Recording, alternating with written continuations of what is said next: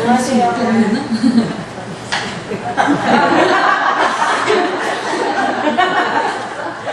키가 작아가지고.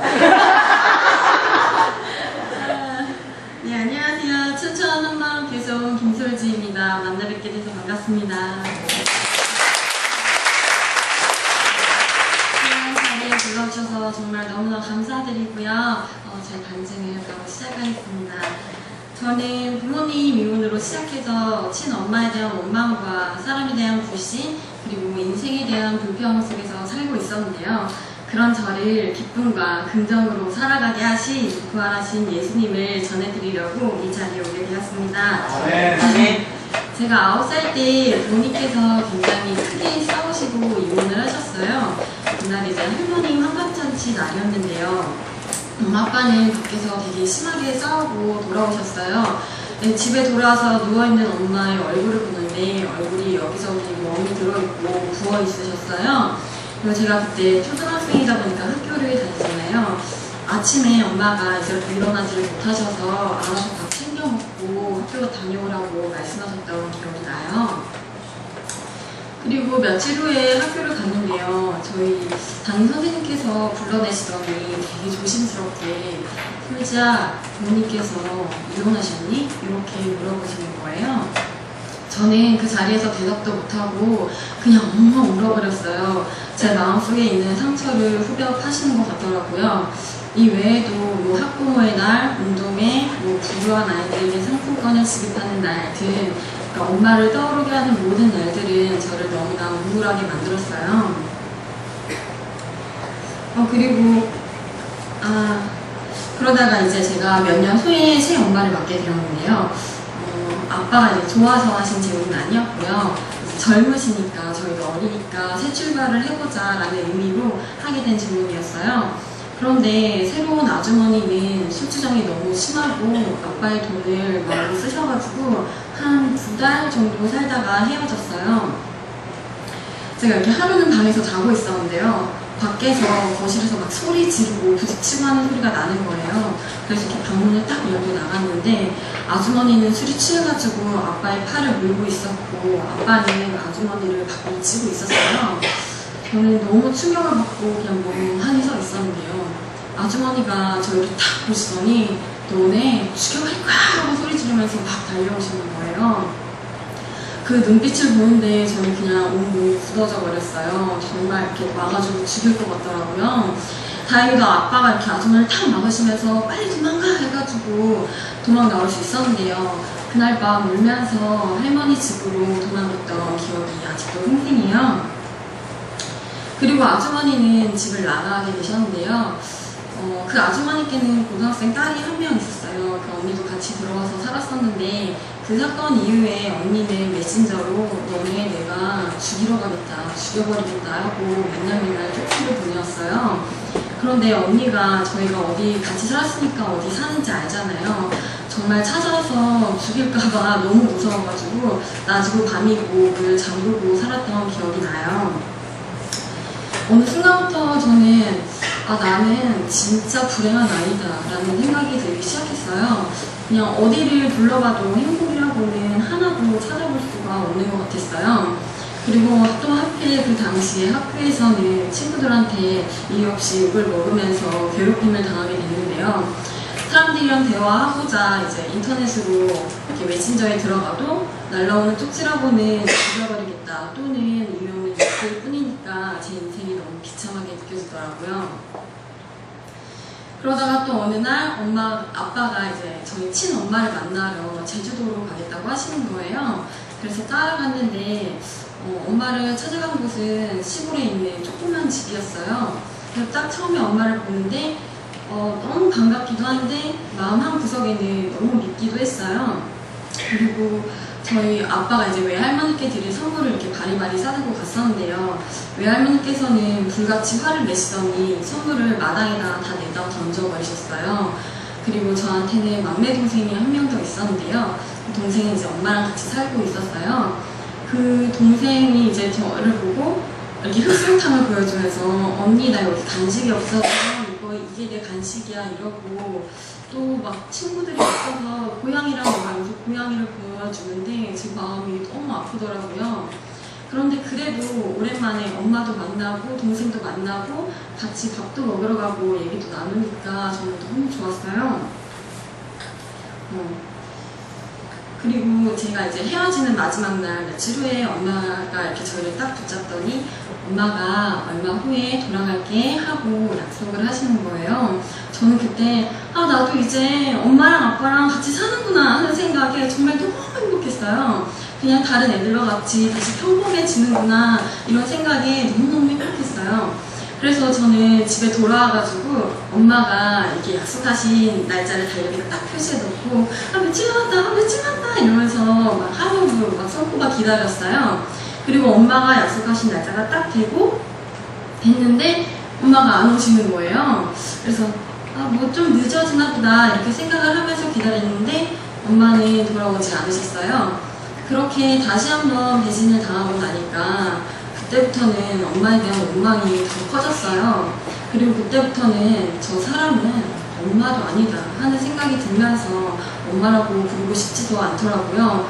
그래서 그때부터 저는 엄마를 그 사람, 그 여자라고 부르기 시작했어요. 제가 이런 일을 겪다 보니까 도대체 우리 집은 왜 이러나 하는 생각이 들고 다 엄마가 나를 버렸기 때문에 내가 지금 이렇게 불행한 삶을 살고 있는 거라고 생각을 했어요.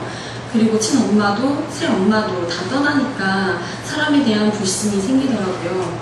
어느 순간부터 저는 이렇게 사람들을 만나면 누구를 만나든지 저 사람도 언제 어떻게 배신할지 몰라. 친엄마도 자식 버리는데 남들이라고 오죽하겠어? 하고 생각하는 사람이 되어 있었어요. 그리고 실제 그 당시에 저는 제일 저랑 친한 친구들한테도 나는 있잖아 네가 나를 배신해도 난 너한테 상처 안 받아. 친엄마도 자식 버리는 거 그런 게 사람이거든 이라고 굉장히 자주 이야기하곤 했어요. 그리고 어려서 자살이라는 게 뭔지도 모를 때였는데요. 죽고 싶다는 생각이 자꾸 드는 거예요. 그냥 이대로 가다가 좀 더 힘들어지면 그냥 확 죽어버리자 이렇게 자주 생각을 했어요. 그래서 벽에다가 머리를 세게 박으면 머리가 깨져서 죽을 수 있을까 하는 생각에 벽에다 머리를 쾅쾅 박아대기도 했고요. 집 옥상에 서 있거나 아파트 옥상을 보면서 여기서 떨어지면 한 번에 죽을 수 있을까 이런 생각을 했어요. 또 잔인한 도구들을 볼 때면, 그러니까 위험한 도구들을 볼 때면 잔인한 생각을 하면서 죽는 생각을 많이 했어요. 제가 이렇게 살고 있었는데요. 제가 6학년 때 술과 담배와 우울에 쪄들어있던 저희 아빠가 좀 이상해지기 시작했어요. 아빠가 맨날 복선씨, 복선씨 이러시는 거예요. 복선씨? 아빠 핸드폰을 이렇게 열어서 보는데 복선씨라는 이름 투성이었어요. 그리고 어느 날은 심지어 저희를 앞에다가 이렇게 탁 앉혀놓으시더니 아빠가 사랑하는 사람이 있는데 그 사람 없으면 아빠 죽어 이렇게 말씀하시는 거예요. 저는 어렸을 때니까 뭐라고 할 말이 없어서 네 하고 대답을 했어요. 그래서 저희 아빠가 얼마나 복선씨를 외치셨냐면요. 제가 이제 쌍둥이 동생이랑 미술놀이를 하려고 동생한테 뭘 만들까? 이렇게 물어봤는데 복선씨가 딱 생각이 나는 거예요. 그래서 저희는 복선씨라는 글씨를 만들어서 싱크대 수도에 붙여놓기까지 했어요. 아빠가 그토록 외쳤던 복선씨가 지금 저희 어머니신데요. 저한테는 세 번째 엄마죠. 엄마는 처음부터 저희에게 너무나 잘해주셨어요. 엄마한테는 큰 아들과 딸이 한 명씩 있었거든요. 근데 오빠 언니보다도 저희를 더 잘 챙겨주셨고 그리고 오빠 언니도 너무 착하고 저희한테 잘해줬어요.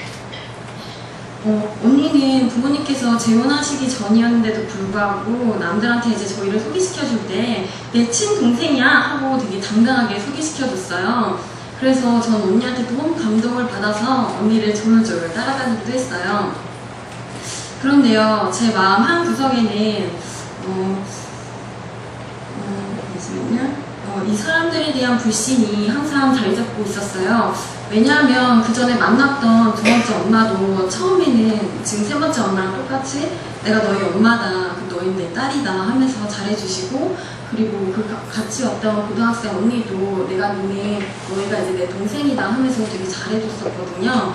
그런데 결국은 그렇게 다 떠났잖아요. 그때 받았던 상처가 마음 깊숙이 자리 잡고 있으니까 그렇게 저희한테 잘해주시는 엄마를 보면서도 저 여자는 얼마나 갈까? 저 여자는 또 어떤 여자일까? 저 여자도 언제 떠날지 몰라 하고 경계했어요. 그런데 엄마는 5달이 지나도 6달이 지나도 떠나지를 않으시는 거예요. 그리고 이번 엄마는 그동안 겪어왔던 친엄마와 두 번째 엄마와는 너무나 다른 분위기를 풍기는 사람이었어요. 그냥 한마디로 천사 같더라고요. 그래서 저는 그때 엄마한테 실제로 엄마는 진짜 천사예요 라고 되게 자주 이야기하곤 했어요. 그런데요, 이 당시에 딱 이 시점에 제게 가장 충격적이었던 것은 천사 같은 그런 엄마의 모습이 아니라 저희 아빠의 변화였어요.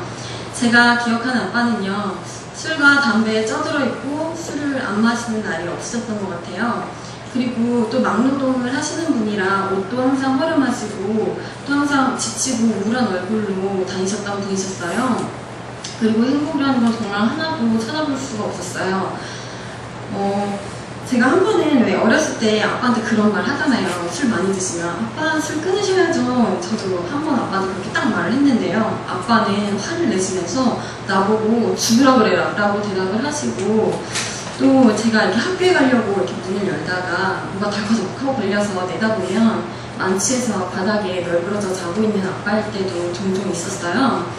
또 한 번은 거실에서 막 엉엉 우는 소리가 나서 나가봤는데 옷 여기저기에 피가 묻은 채 주저앉아 울고 있는 아빠였어요. 저는 이런 아빠가 항상 너무나 무서웠어요. 그런데 이랬던 아빠가 술도 담배도 다 끊으시고 항상 행복한 얼굴로 다니시고 또 저희한테는 친구지도 너무나 잘해주시는 거예요. 나중에 알고 보니까 지금 어머니께서 교회를 다니셨기 때문에 같이 교회를 다니다가 예수님을 영접하게 되신 것이었어요. 이렇게 아빠의 변화는 정말 너무 놀라웠지만 제 마음의 문제는 하나도 해결되지 않았어요. 가족 모두가 교회를 다니기 시작하니까 어느 순간부터 저도 같이 교회를 다니게 됐는데요. 저는 교회도 예수님도 전혀 관심이 없었고 교회에 사람이 많은 게 불편하기만 했어요. 저는 그냥 사람 자체를 별로 좋아하지 않았거든요. 그리고 제가 예배에 아예 관심이 없다 보니까 아빠 몰래 눈치 보면서 맨 뒤에 앉아가지고 엎드려 자거나 아빠가 안 보실 때 금방 나와서 화장실에 1시간 넘도록 숨어있기도 했어요. 저는 그게 훨씬 더 마음이 편했어요. 제가 그렇게 1년 넘게 교회를 다니다가 중2 여름방학 때 청소년 여름수련회에 참석을 하게 되었어요. 이미 1년 넘게 교회를 다녀서 친한 친구들도 있고 또 친구들이 다 참석을 한다고 하니까 따라서 참석을 했던 것 같아요. 그런데 저는 이때 처음으로 성경의 한 말씀을 보게 되었는데요. 요한복음 2장 22절 말씀이었어요.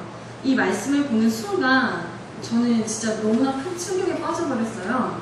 말씀은 예수님께서 죽은 자 가운데서 다시 살아나신 후에야 제자들이 성경과 및 예수의 말씀을 믿었다라는 말씀이었는데, 이 말씀을 통해 하나님께서 실존하시고 성경이 거짓이 아니라 실제였다는 사실을 확증하게 되었어요.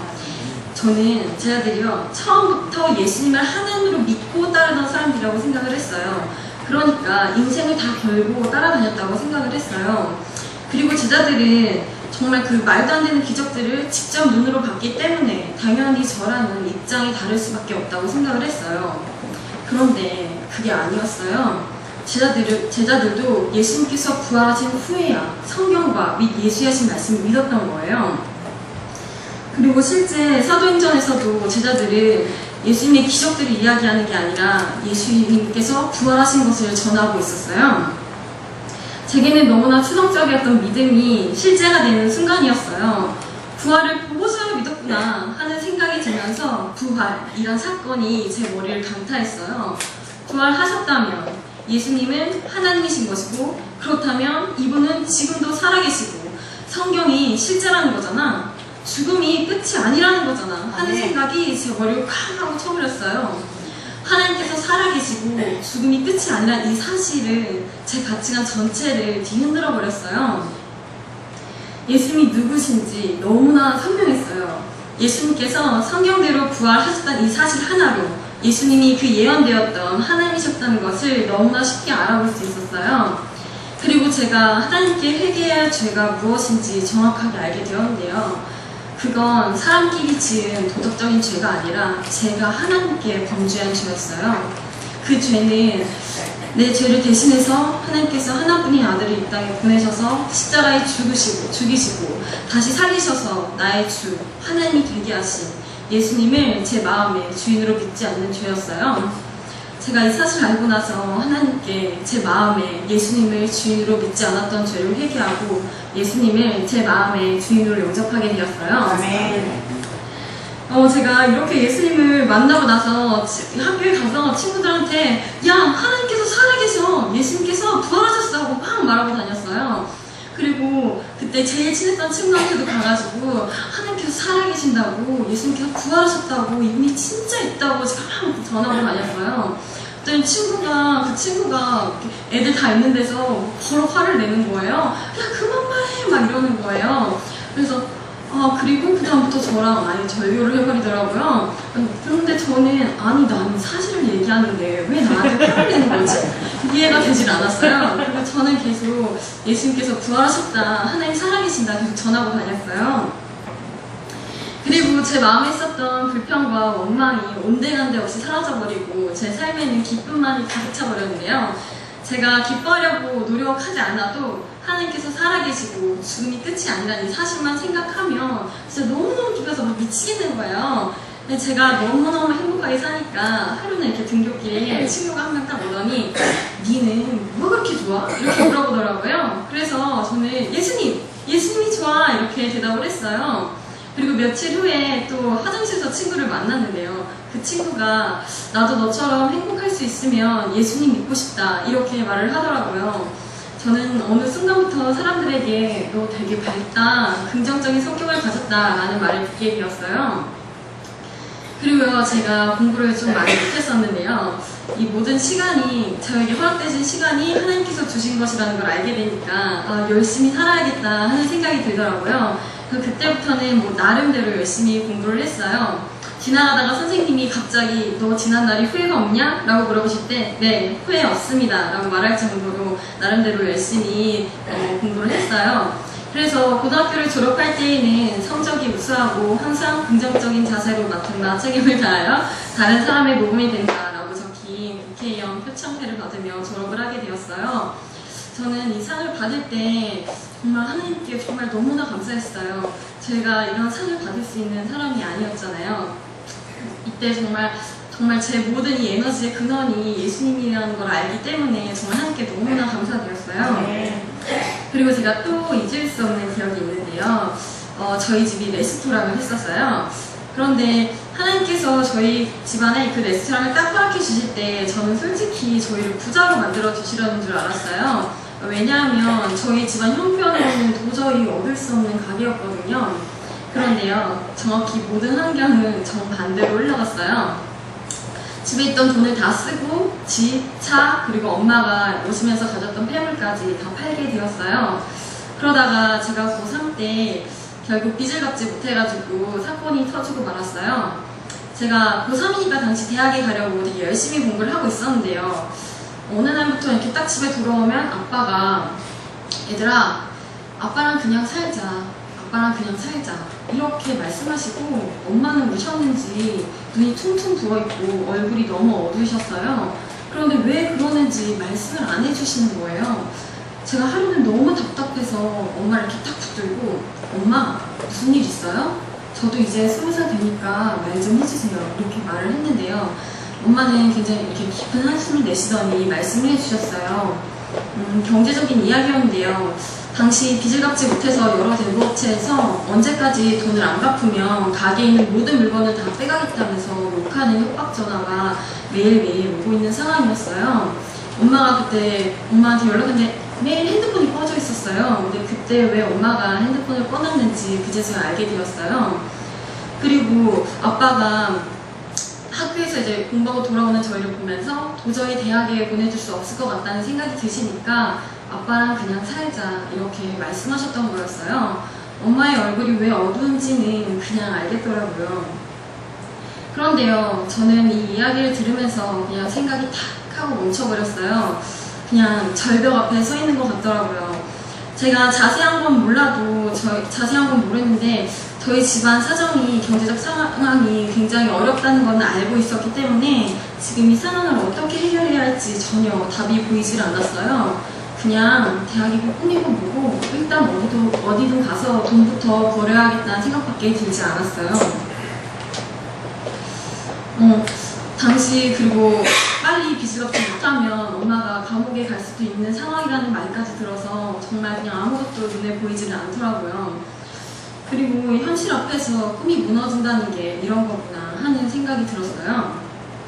그런데요, 이때 정말 뜬금없이 사람이 죽음 앞에서 이렇겠구나, 자신의 의지와 상관없이 모든 것을 다 잃어버리겠구나 하는 생각이 들면서 내가 죽는구나, 그런데 그 후에 내가 전능자를 만나겠구나 하는 생각이 드는 거예요. 네. 이 세상에 있는 것이 모두 다 지나가고 하나님께 속한 것만이 영원히 남는다는 그 말씀이 제게 실제가 되는 순간이었어요. 네. 아, 영원한 것! 이런 감탄이 마음에서 터져 나왔어요.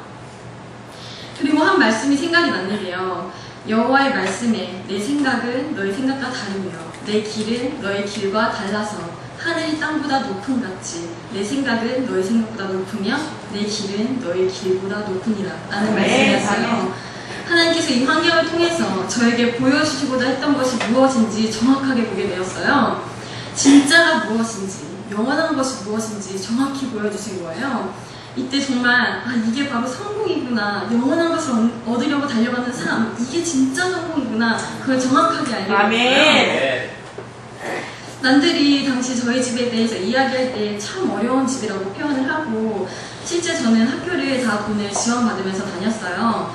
그리고 그 수학여행, 복층학습 이런 돈이 드는 신청서에는 항상 불참으로 표시해서 제출할 수밖에 없었기 때문에 저는 제가 가진 것이 아무것도 없다고 생각을 하고 있었거든요. 그런데 그게 아니었어요.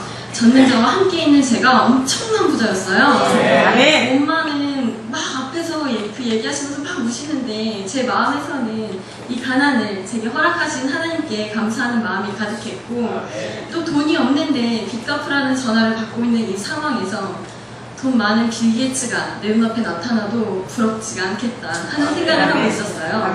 왜냐하면 그 사람이 지금 소유하고 있는 재산은 곧 사라질 것들이고 제 안에 계신 예수님은 영원하신 분이라는 사실이 보였거든요.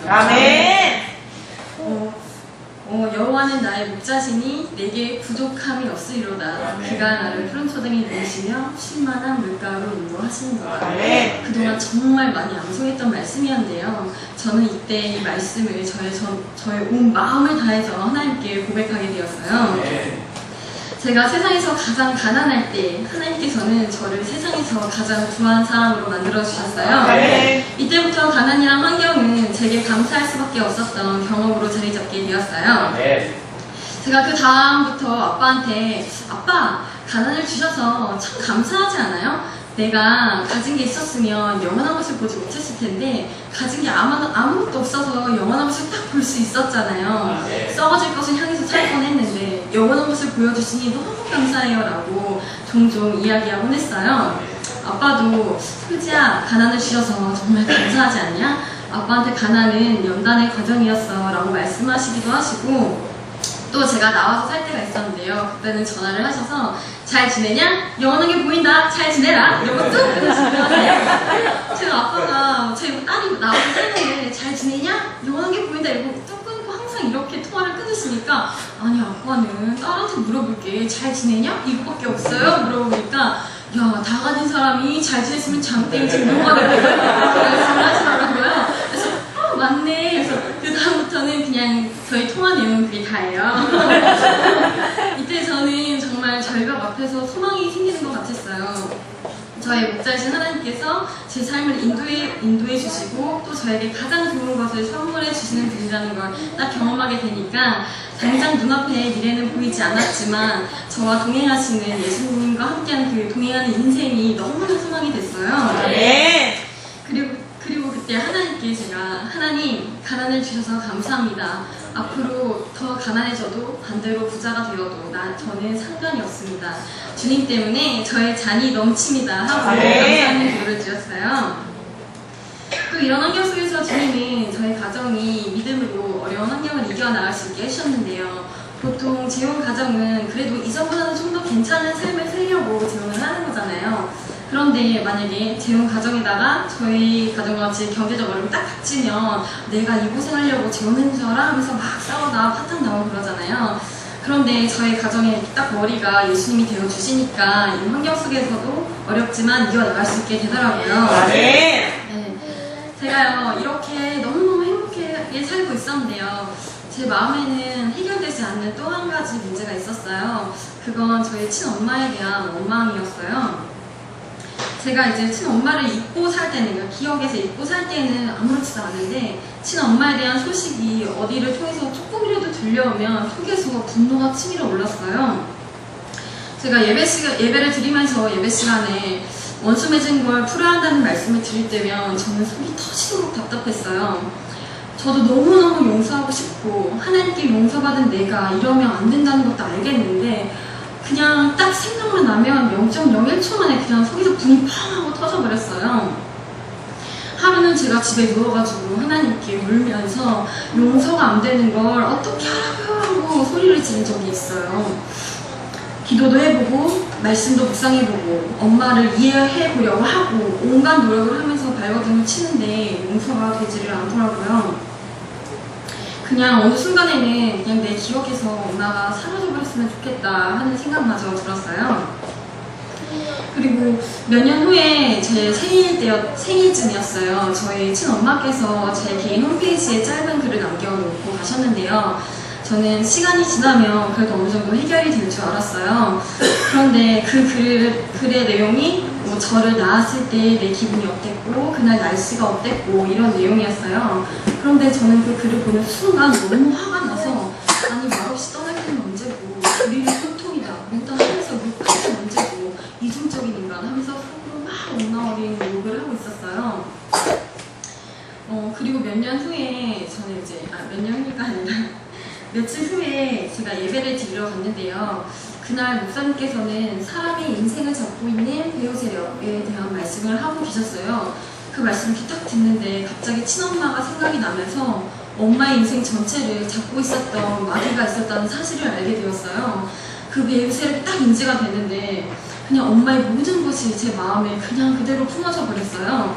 엄마를 넘어서서 세상 사람들이 이해가 되더라고요. 심지어 살인자까지도 이해가 됐어요.